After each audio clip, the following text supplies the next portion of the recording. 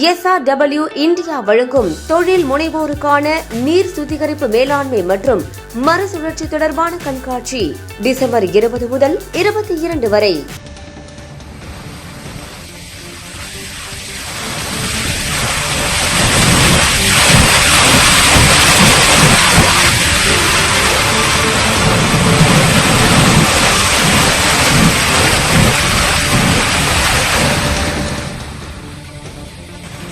நெல்லை மாவட்டம் ஆயன்குளத்தில் உள்ள அதிசய கிணறு நிரம்பியிருக்கிறது. காட்சிகளை பார்த்துக் கொண்டிருக்கிறோம். நெல்லை மாவட்டத்தில் உள்ள ஆயன்குளத்தில் இருக்கும் அதிசய கிணற்றில் எவ்வளவு நீர் உள்ளே சென்றாலும் அது நிரம்பாத ஒரு நிலை இருந்தது இவ்வளவு நாட்களாக.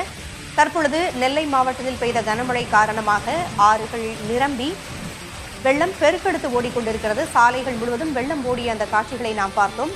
நீர் அனைத்தும் அந்த அதிசய கிணற்றுக்குள் சென்ற காட்சிகளையும் பார்த்தோம். ஆறு போல் நீர் அதிசய கிணற்றுக்குள் சென்றாலும் அந்த கிணறானது நிரம்பாமல் இருந்தது. தற்பொழுது ஆயன்குளத்தில் உள்ள அந்த அதிசய கிணறு நிரம்பி இருக்கிறது.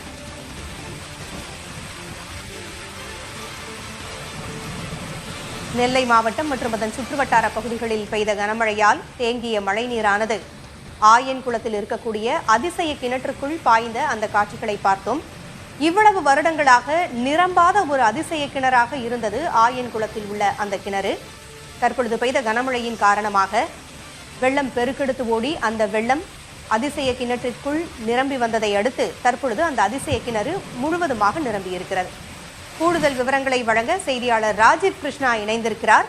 ராஜீவ் கிருஷ்ணா, ஆயன்குளத்தில் இருக்கும் அதிசய கிணறு நிரம்பி இருக்கிறது.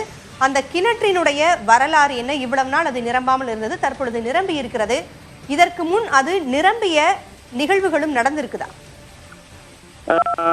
அதாவது கிருஷ்ணவிளை அருகுள்ள ஆயன்குளத்தில் 2001ஆம் ஆண்டு சுமார் 100 கன அளவிலான தண்ணீர் அங்கு அருகில் இருக்கக்கூடிய குளத்தில் இருந்து வெளியேறிய தண்ணீர் முழுவதுமாக 2 மாத அளவிற்கு எவ்வளவு தண்ணீர் வந்தாலும் முழுவதுமாக உள்வாங்கி வந்த நிலையில் உள்வாங்கி வந்தது. இதனால் அந்த பகுதியில் ஒரு சுற்றுலா தலம் போடி அங்கு இருக்கக்கூடியவர்கள் அனைவருமே வந்து பார்த்து சென்றிருந்தனர்.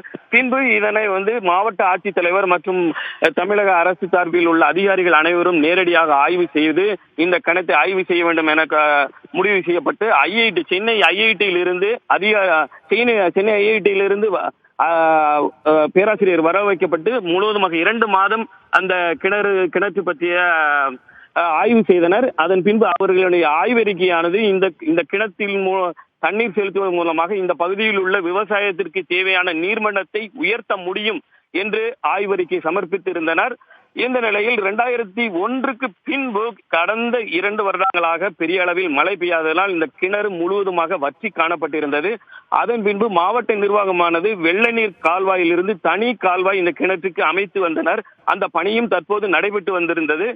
தற்போது இந்த திடீரென ஏற்பட்டுள்ள இந்த பெரும் வெள்ளம் காரணமாக இந்த வெள்ள நீர் கால்வாயிலிருந்து நேற்று முன்தினமும் நேற்று வரையில் சுமார் 100லிருந்து 150 கன அடி தண்ணீர் இந்த கிணற்றின் உள்வாங்கி கொண்டிருந்தது.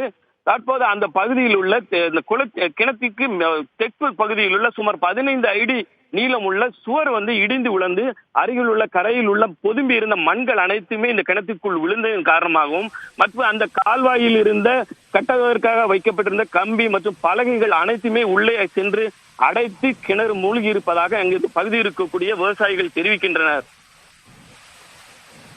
சுவர் இடிந்து மண் சரிந்ததால் ஆயன்குளம் அதிசய கிணறு நிரம்பியதாக கூறப்படுகிறது. திரையில் நாம் 2 காட்சிகளை பார்த்து கொண்டிருக்கிறோம்.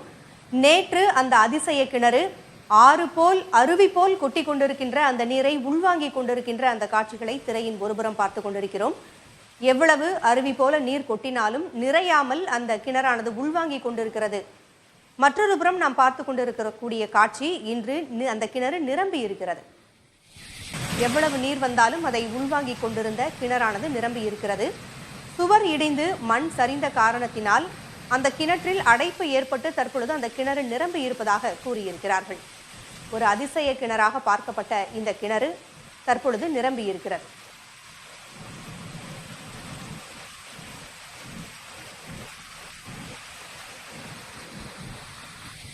தகவல்களை வழங்கியமைக்கு நன்றி ராஜீவ் கிருஷ்ணா.